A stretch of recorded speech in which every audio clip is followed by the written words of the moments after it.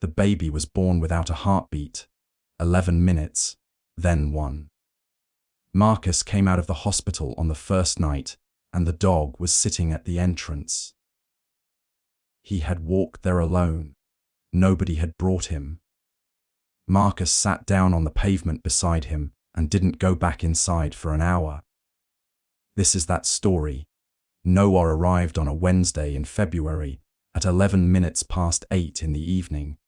He was full term, 39 weeks, a wanted pregnancy, a prepared nursery, a name chosen 6 months before he was due.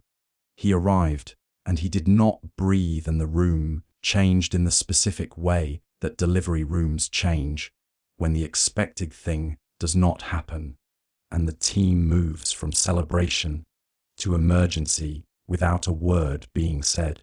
11 minutes. That is how long Noah was without a heartbeat. 11 minutes of a medical team doing what medical teams do in those minutes. The resuscitation, the compressions, the medications, the specific controlled urgency of people who have trained for exactly this and who are now in it and who do not allow themselves to think about what 11 minutes means for a brain that needs oxygen. Then one, a heartbeat, then another, then tentatively, inconsistently, then with growing steadiness, a rhythm. Noah was alive. The word they used after that was complicated. Alive was the beginning of the sentence. The rest of the sentence was harder. Hypoxic ischemic encephalopathy, oxygen deprivation to the brain during those 11 minutes, the consequences of which would take weeks and months and years to fully understand. The neonatologist had sat with Claire and Marcus in the small room they use for these conversations and had given them the information with the specific care of someone delivering a truth that has to be complete and cannot be softened too far. He may be fine, the neonatologist had said. Children are resilient in ways we do not always predict. We don't know yet. We will watch. We will test. We will know more in time. We don't know yet. Marcus had driven home that first night to get clothes, to check the house, to feed Scout. Scout was a 6-year-old border collie, black and white, lean, the specific alert intelligence of the breed, a dog who had been Marcus's dog before he was their dog, adopted at 2 from a rescue, resettled into the life of a couple, and then a couple preparing for a baby with the adaptable loyalty that good dogs bring to whatever comes. Marcus had fed him, had sat on the kitchen floor beside him for a while, had said nothing, because there was nothing to say that Scout would understand in words. He had driven back to the hospital. The next morning Scout was at the entrance, not in the car park, not at the gate, at the entrance, the glass doors of the main building, the place where Marcus had walked in and out, the specific door that carried Marcus's scent most densely on its handles and its frame. The receptionist had called security. Security had taken Scout's tag, called the number, reached Marcus's voicemail. A kind porter had given him water. Marcus came out at lunchtime and found him there. He stood on the pavement and looked at his dog. Scout looked back. Marcus sat down on the pavement beside him. He did not go back inside for an hour, and that night, driving home to feed him, Marcus thought about what it meant that Scout had known where to come. Nobody had told him. Nobody had brought him. He had walked 1/4 of a mile through streets he had only ever seen from a car window, and he had found the right door, and he had sat down, and he had waited. Heskia Antoine RL CTA for RST Eneman Kyo. A baby born without a heartbeat for 11 minutes. A father who couldn't go back inside. A dog who walked to the hospital alone and sat down at the entrance and waited for 19 days. This is a story about what loyalty looks like when it has nowhere useful to go. About a border collie who couldn't fix anything and came anyway. And about what that meant for a father who was running out of ways to keep going. Subscribe now if you haven't already. Ring the bell. Because every week we bring you a story that stops you, and this one stopped us too.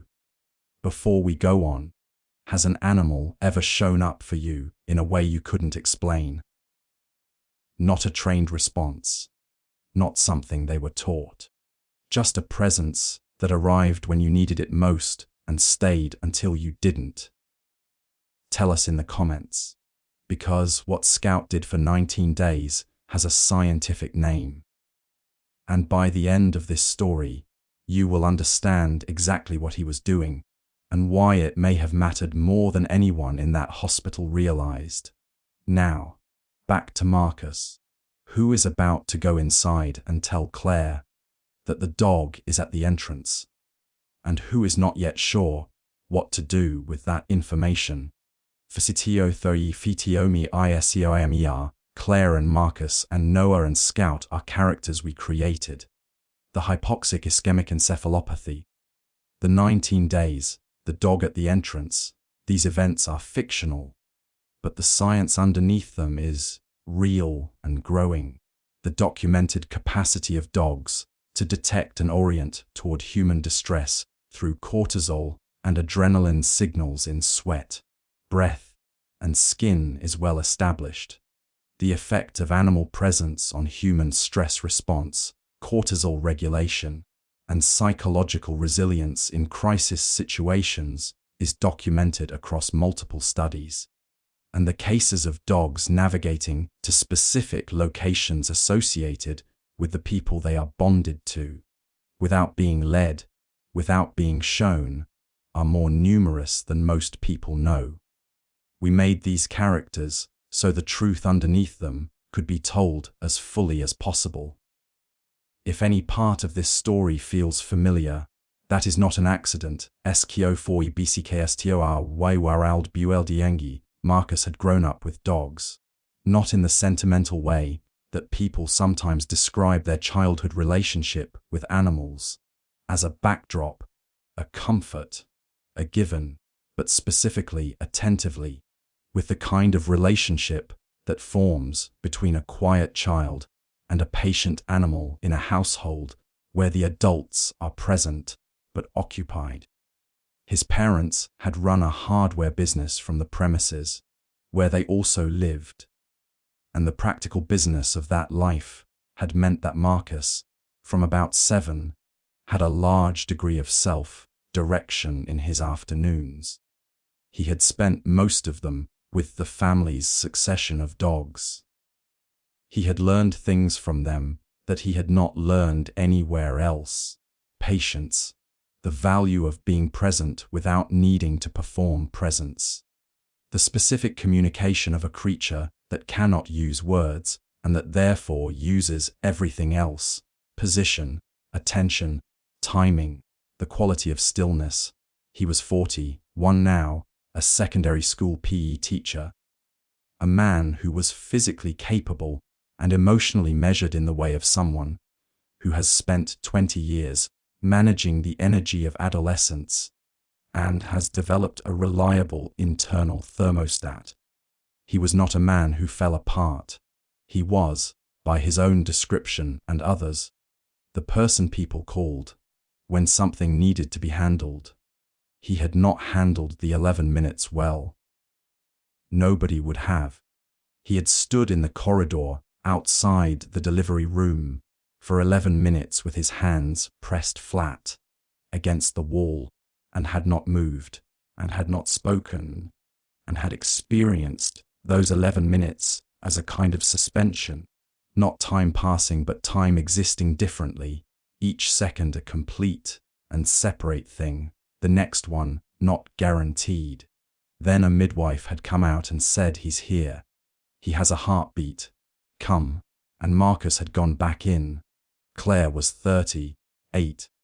A landscape architect, the kind of work that required her to think in years and decades, to understand how things grew and changed and responded to conditions, to plan for a future that would look different from the present. She had a quality of long-view patience that her profession had either produced or selected for, and which had served her through 3 years of trying for a pregnancy, and 1 miscarriage, and the specific recalibration of expectation that the process required. She had wanted this baby with a precision and a depth that she had not found adequate language for. She had prepared for him the nursery, the name, the reading, the careful adjustment of her practice to allow for the months ahead. She had done everything right. She had done everything right, and he had arrived without a heartbeat, and she had been on the table when it happened, and had known from the quality of the silence in the room that something was wrong before anyone said anything. She had heard the 11 minutes differently from Marcus. He had been in the corridor counting seconds. She had been in the room, unable to move, watching faces. She had seen the moment the heartbeat came back in the faces of the people around her before anyone told her. Scout had come to them 2 years into their relationship, Marcus's dog first, then theirs. He was a rescue border collie who had come from a working farm background and who had the specific combination of high intelligence and frustrated purpose that border collies develop when they are no longer working and have not been given adequate replacement. Marcus had trained him carefully, had given him the structure and stimulation the breed required, had developed with him over 4 years the specific bond of a man and a working dog who have found each other's rhythms. Scout knew Marcus the way that deeply bonded dogs know the people they live with, not just by sight and sound, but by the biological signatures that human bodies produce constantly and unconsciously. The specific cortisol profile of Marcus's stress, the adrenaline composition of his anxiety, the way his body smelled when something was wrong versus when something was ordinary. On the night Noah was born, Marcus had come home and sat on the kitchen floor, and Scout had pressed against him and had stayed there. He had smelled something in Marcus that he had never smelled before. He had stayed against him all night. And in the morning, when Marcus had gone back to the hospital, Scout had followed the only way available to him. He had followed the scent. Sctin Fefi. The Vial. By day 3, Scout's presence at the hospital entrance had become a known thing. The morning receptionist, a woman named Pat, who had worked the desk for 11 years and who had the specific institutional knowledge of someone who has seen everything a hospital entrance can produce, had begun to expect him. He arrived between 8 and 8:30, having apparently left the house when Marcus's neighbor, a retired teacher named Don, came to let him out. Don had initially assumed Scout would do his business in the garden and come back in. Scout had done his business in the garden and then walked to the hospital. Don, on the second day, had followed him at a distance to confirm this was actually happening. He had watched Scout walk the 1/4 mile with the focused, purposeful gait of a dog who knows where he is going, turn correctly at the junction Marcus always used, and sit down at the hospital entrance. Don had called Marcus. Marcus had said, "I know. I'll work something out." He had not yet worked something out. Scout's days at the entrance had a structure. He arrived between 8 and 8:30. He sat. He was approached by staff, by visitors, by the occasional patient in a wheelchair who had come outside for air. He was friendly with all of them. The specific sociable calm of a well-trained border collie who is not distressed, but is also not movable. He did not bark. He did not pace. He did not beg for attention.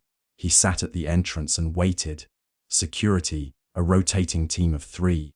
A young man named Kieran, most frequently on the morning shift, had attempted to remove him on day 1, day 2, and day 3.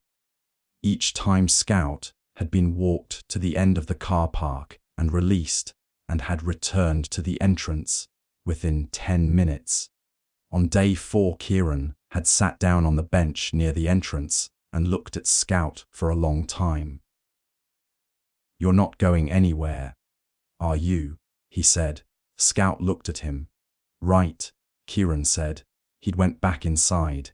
He did not remove Scout again that day. Marcus came out at lunch on day 4 and found Scout in his usual position and sat down on the pavement beside him, as he had on the first night. He had started doing this daily, taking 20 minutes at lunch, sometimes longer, to come outside and sit with Scout, not walking him, not playing with him, just sitting. He had told Claire about Scout on day 2. She had been in the room beside Noah's incubator, the NICU, the specific contained world of a unit where every baby is a crisis managed with expertise and care, and Marcus had sat down beside her and told her that Scout had walked to the hospital and was sitting at the entrance. Claire had been quiet for a moment. "Every day," she said. "Every day," Marcus said. She had looked at Noah, at their son in the incubator, at the monitors and the lines, and the careful machinery of a body being supported while it learned to sustain itself. "He's keeping vigil," she said. Marcus had not had a word for it until she said that one. "Yes," he said. "That's exactly what he's doing. 6C, TSECENCE Gafias T Deskiovar. Amara O.C. Bonsu had been in the hospital psychology department for 9 years. She was not a veterinarian. She was not an animal behaviorist. She was a clinical psychologist who specialized in perinatal trauma, the specific psychological impact of birth emergencies, neonatal illness, and the experiences of parents navigating the NICU environment. She had been working with Claire twice weekly since the second day. She had heard about Scout on day 6. A nurse had mentioned him in passing. The border collie at the entrance. The father who came out to sit with him at lunch. The security guard who had stopped trying to move him. Dr. Osei Bonsu had found Marcus in the ICU family room on day 7. She had asked him about Scout. Marcus had told her everything. The first morning, the quarter-mile walk, the entrance, the daily vigil. The 20 minutes at lunch that had become the only part of his day that felt manageable. Dr. Osei Bonsu had listened with the quality of attention that good psychologists develop, full, non-reactive, receiving rather than preparing. "What does it feel like?" she asked. "When you sit with him?" Marcus thought about this for a longer time than the question seemed to require.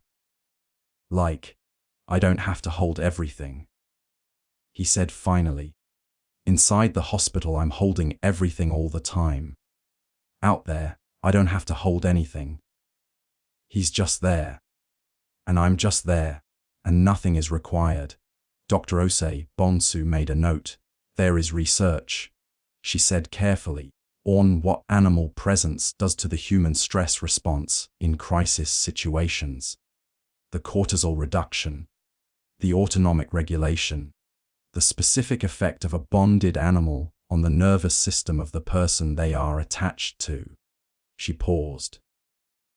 "What you are describing, the sense of not having to hold everything, that is not imaginary.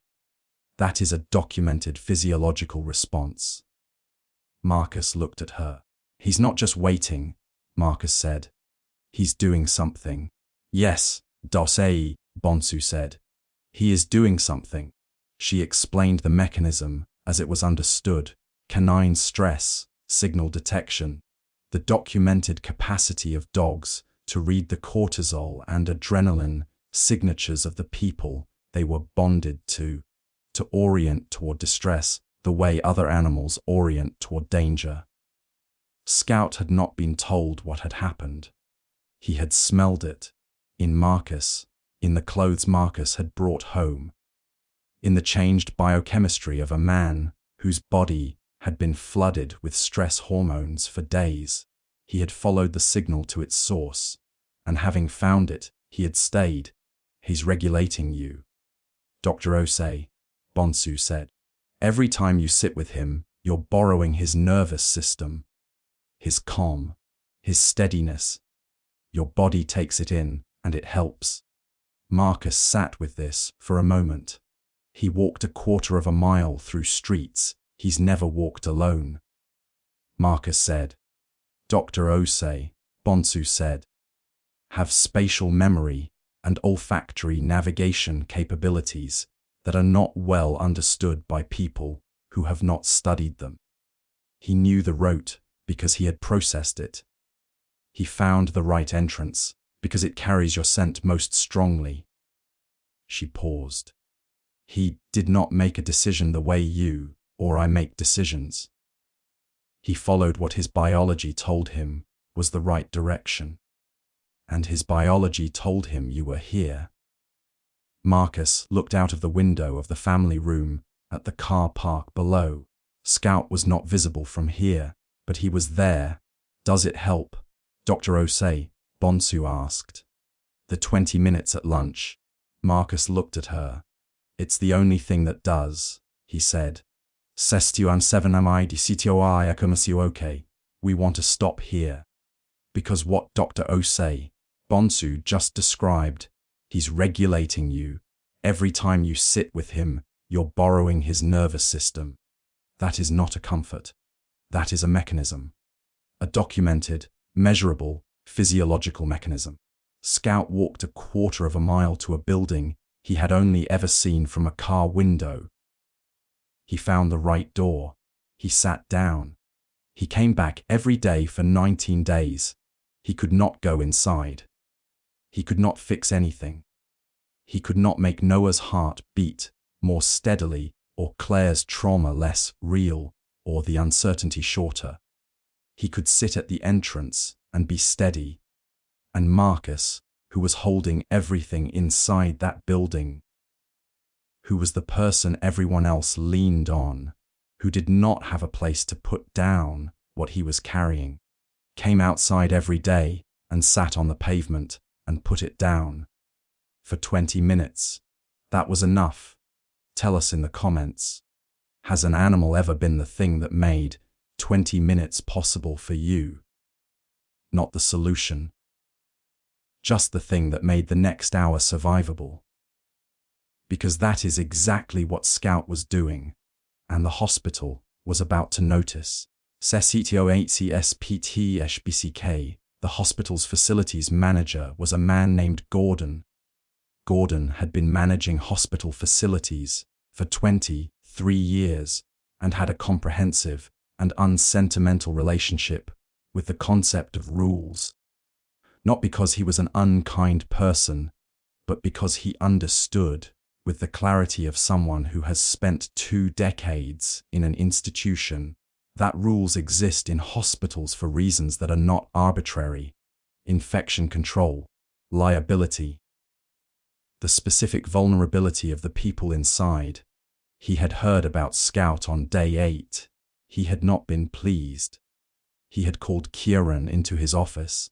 There is an uncontrolled animal at our main entrance, Gordon said. He's controlled, Kieran said. He just won't leave. That is not the definition of controlled. He doesn't bark. He doesn't jump. He doesn't approach anyone who doesn't approach him first. He sits. Gordon looked at Kieran for a moment. Cannot be at the entrance of a hospital, Gordon said. This is not negotiable. Speak to the owner. Have the dog removed and kept at home. Kieran had spoken to Marcus. Marcus had spoken to Don. Don had, on day 9, kept Scout inside. Scout had sat at the front window of Don's house and cried for 6 hours. Don had called Marcus at 2 in the afternoon. I can't do it, Don said. He's breaking my heart. Marcus had called Dr. Osei, Bonsu. Dr. Osei, Bonsu had gone to see Gordon. She had brought her notes. She had brought the research. 3 papers on animal assisted intervention in hospital settings, 2 on canine stress, signal detection, 1 specifically on the psychological outcomes for NICU parents who had access to animal assisted support during their child's hospitalization.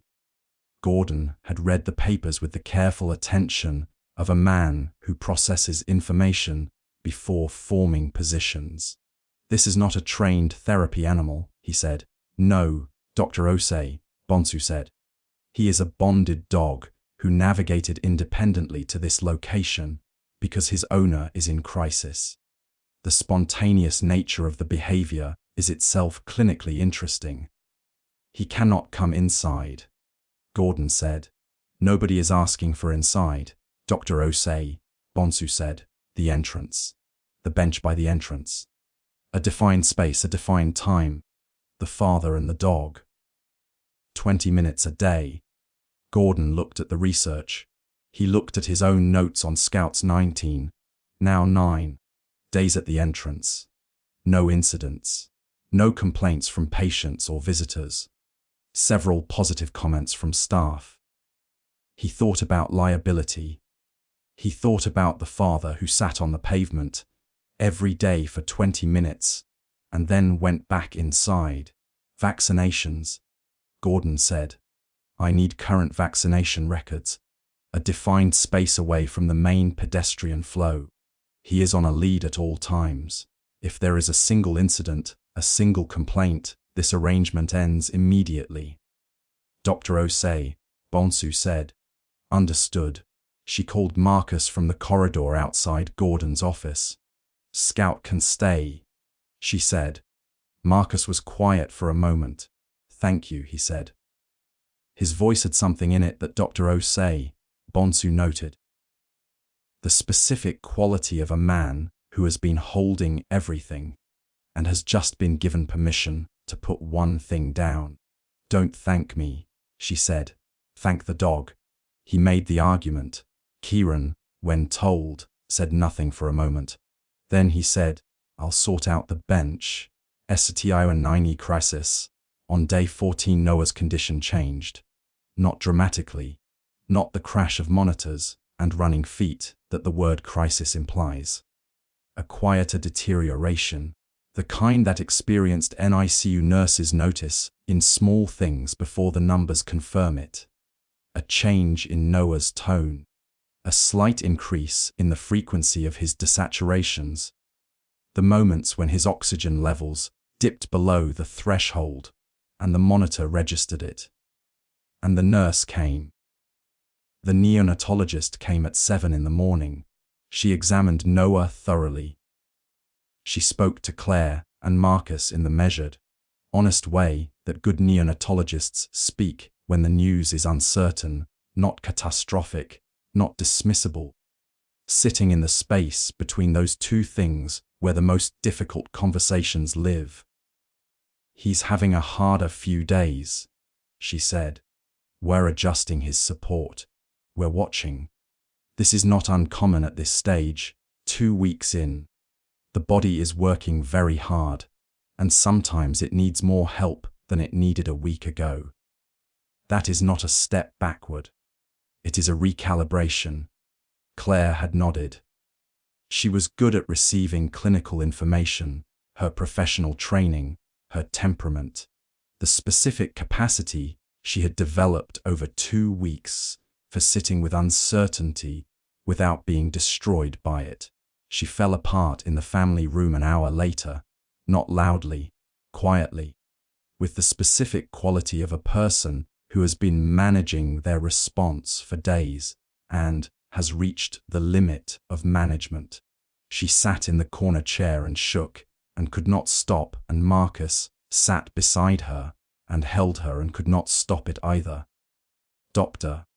Osei Bonsu came. She sat with them for an hour. At 9:30 Marcus went outside. Scout was on the bench.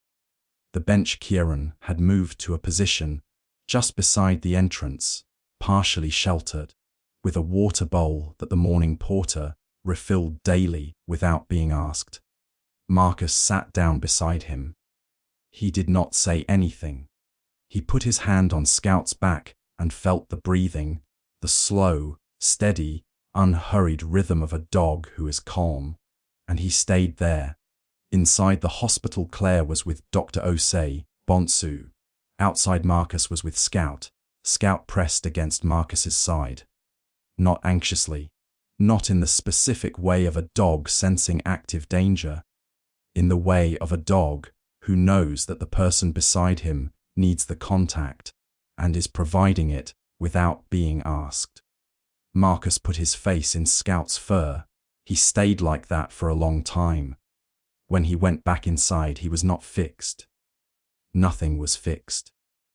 Noah was still having a harder few days, and the neonatologist was still watching, and the uncertainty was still the same size it had been an hour ago. But something in Marcus had reset. Some essential thing that had been approaching its limit had been given enough to continue. Kieran was at the desk when Marcus came back through the entrance. He looked at Marcus. He didn't say anything. He nodded. Marcus nodded back. They both understood what the bench was for. Hun, while Kamas Tuchia. Claire wrote the post on day 17. She had not planned to write anything. She was not a person who shared things publicly, had a careful, minimal social media presence that she used for professional work, and almost nothing personal. But she was an architect, and she thought in structures, and she had, in the 17 days since Noah's birth, been constructing a shape around what had happened and around what Scout had done, and she had reached a point where the structure needed to go somewhere. She wrote it simply, not sentimentally. She did not have the energy for sentiment. Just as the sequence of events it was. Noah born without heartbeat. 11 minutes. Then 1. Scout at the hospital entrance from the next morning. Every day. The bench. Marcus's 20 minutes. What Dr. Osei Bonsu had explained about the mechanism. She wrote, I don't know what the next weeks hold for our son. I don't know what the 11 minutes will mean for him in the months and years ahead, but I know that his father has sat on a bench outside this hospital every day for 17 days with a dog who walked here alone and didn't leave. And I know that those 20 minutes are the reason Marcus comes back inside. She posted it. By morning it had been shared by an NICU support group with 40,000 members. By afternoon, the hospital's communications team had received calls from 3 journalists. By evening, Dr. Osei Bonsu had been contacted by a researcher named Dr. Blessing Wosu at the university's Department of Human-Animal Interaction, who had been studying the spontaneous proximity, seeking behavior of bonded dogs during owner crisis events, and who had, she said, been looking for exactly this kind of documented case. The responses from the NICU support group were the ones that stayed with Claire. Hundreds of them. Parents who had been in the NICU weeks, months, in some cases, who wrote about the specific quality of that experience, the isolation of it, the way the world inside the unit became the only world, and the world outside became abstract and unreachable. Many of them wrote about animals, dogs who had waited, cats who had refused to leave a particular spot, the specific comfort of a creature who did not need an explanation and did not offer a solution and was simply Stubbornly, persistently there, one message came from a woman named Ruth, whose son had been in the NICU 8 years ago. She wrote, "We had a cat who sat outside our front door every day while our son was in hospital. We never understood it. Reading your post, I understood it for the first time. He was doing what Scout is doing. He was holding the house together until we could come back to it." Claire read this message 3 times. She showed it to Marcus. Marcus read it. Holding it together, he said, "Yes," Claire said. They both looked at Scout, who was on the end of Marcus's bed in the family room, allowed inside for the first time, on a temporary basis, under the framework Dr. Osei, Bonsu and Gordon had negotiated with the infection control team. Scout was asleep. His breathing was slow and steady and even. Both of them, without discussing it, adjusted their own breathing to match. Noah came home on a Tuesday in March, 19 days after he had been born, without a heartbeat. After 11 minutes, that had changed the shape of everything. After 2 weeks of the NICU and the monitors and the neonatologist's careful, measured honesty, and the family room and the bench and Scout at the entrance, every morning between 8 and 8:30, he was not fully resolved. That word, the one that implies a clean ending, a return to the expected trajectory, was not the right word. He would need monitoring. He would need assessment at 6 months, 12 months, 24. The 11 minutes had consequences that were not yet fully known and would take time and observation to understand. The neonatologist had used a different word on the day of discharge. She had said, "remarkable," not as a medical conclusion, as an observation.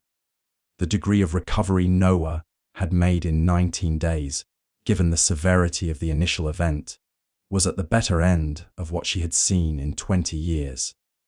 His muscle tone was developing. His feeding was strong.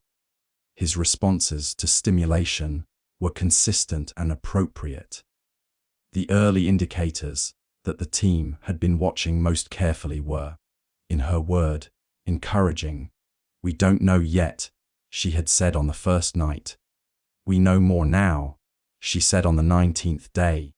"And what we know is better than we feared." Marcus carried Noah out. Claire walked beside him. Scout was at the entrance. He was always at the entrance. Marcus crouched down with Noah in his arms and brought him to Scout's level. Scout looked at Noah. He sniffed him, carefully, thoroughly, with the specific focused attention of an animal processing new information. Then he looked at Marcus. His tail moved. Marcus stayed crouched for a long moment, his son in his arms and his dog beside him at the entrance of the hospital where 19 days had happened. Dr. Osei Bonsu's research paper, co-authored with Dr. Nosu, was published 7 months later. It was titled, "Spontaneous Proximity, Seeking in Bonded Domestic Dogs During Owner Crisis Events, a Case Study in Canine Stress, Signal Detection, and Human Autonomic Regulation." It documented the mechanism, the cortisol and adrenaline detection, the olfactory navigation, the specific physiological effect of Scout's presence on Marcus's stress response during the 19 days. It included the cortisol measurements that Dr. Osei Bonsu had taken on 5 occasions during Marcus's bench sessions with Scout, compared to equivalent measurements taken on days when Scout had been kept home. The difference was significant. Statistically significant in the language of research, which means more than the word sounds. The paper was accompanied by a protocol developed by Dr. Osei Bonsu, Gordon, and the hospital's Clinical Ethics Committee for the formal accommodation of bonded animals in supported visiting arrangements for NICU parents. The protocol specified the conditions, the infection control requirements, the defined spaces. It was the first of its kind at the hospital. Gordon, at the protocol's launch, said 3 words: "The dog deserves credit." Kieran, standing at the back of the room, said nothing. He was smiling. Noah was 8 months old when the paper was published. He was, at 8 months, doing things that the 11 minutes had made uncertain. Rolling, reaching, tracking faces with the focused interest of a baby learning that the world is worth paying attention to. His developmental pediatrician used, at the 8-month review, the word ahead. Ahead of some of the markers they had been watching for. Not all of them. Some of them, ahead. Scout was at the 8-month review, not in the consulting room, in the waiting room, with Don, who had driven them, and who had developed in the 19 days of Scout's hospital vigil a relationship with the dog that had reorganized his retirement. When they came out of the consulting room, Marcus was carrying Noah, and Claire was carrying the paperwork, and Don stood up. "Well," Don said.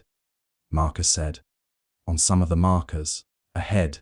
Don looked at Noah. He looked at Scout. "Right," Don said. "Right then. STI 120 ementiomel PIFFEEPLU. Summer came to the house the way summers come when there is a baby in it.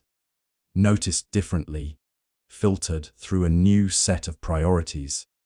The quality of light in the garden meaning something it hadn't meant before. Noah was 10 months old.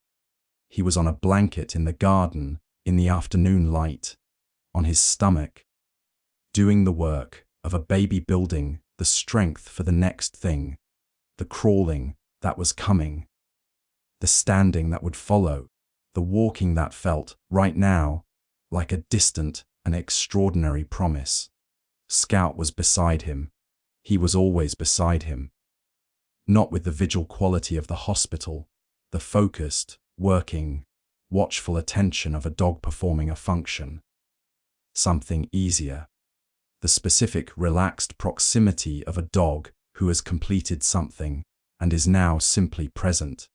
He lay on the blanket beside Noah with his chin on his paws and his eyes half closed in the afternoon warmth.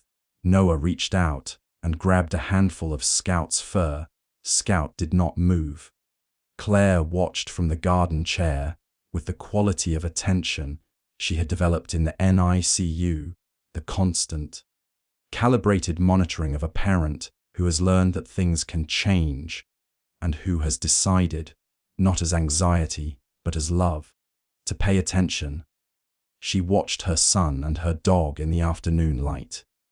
She thought about the entrance, about the bench, about Marcus on the pavement on the first night, sitting beside a dog who had walked a quarter of a mile through streets he had never walked alone and had found the right door.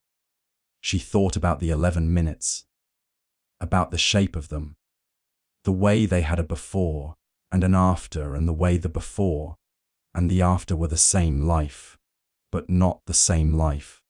She thought about what Dr. Osei Bonsu had said. He's regulating you. Every time you sit with him, you're borrowing his nervous system.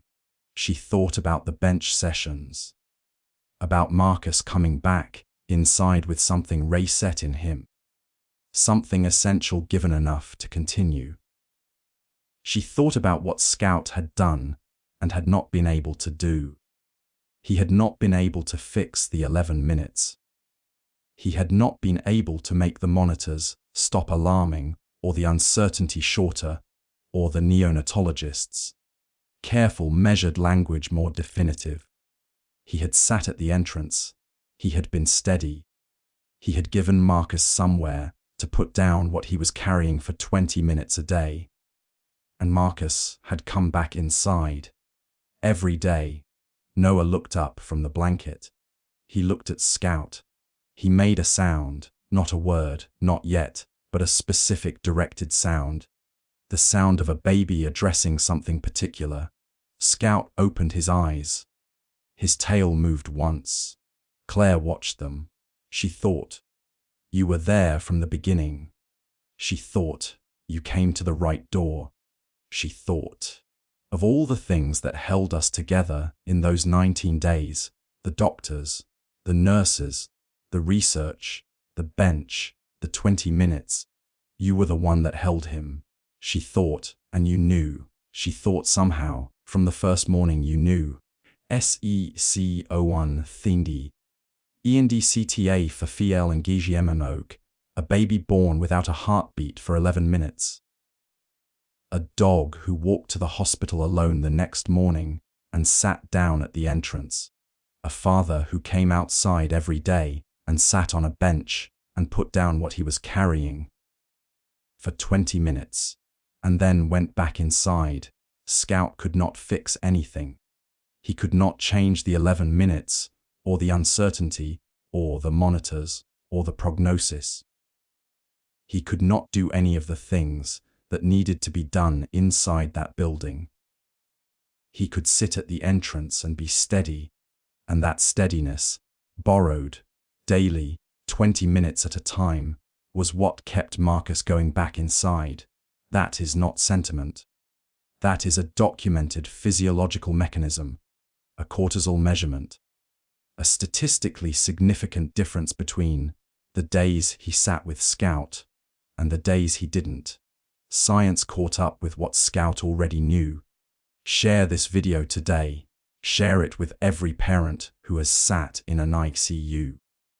With every person who has been in a hospital for days or weeks and has had an animal waiting somewhere for them. With every nurse and doctor and facilities manager who has ever had to decide whether to accommodate something that wasn't in the protocol, because Gordon moved the bench, and Kieran stopped sending the dog away, and Dr. Oze Bonsu wrote the paper, and a hospital has a protocol now that didn't exist before a border collie walked a quarter of a mile and sat down at the right door. Subscribe if you are new here. We are back every week. Ring the bell. And our final question, the one we want to leave with you today. Who sat at the entrance for you? Not necessarily an animal. Anyone. The person who couldn't fix it but came anyway. Who sat on the pavement in the dark and didn't go back inside for an hour. Who was steady when everything else was not. Tell us in the comments.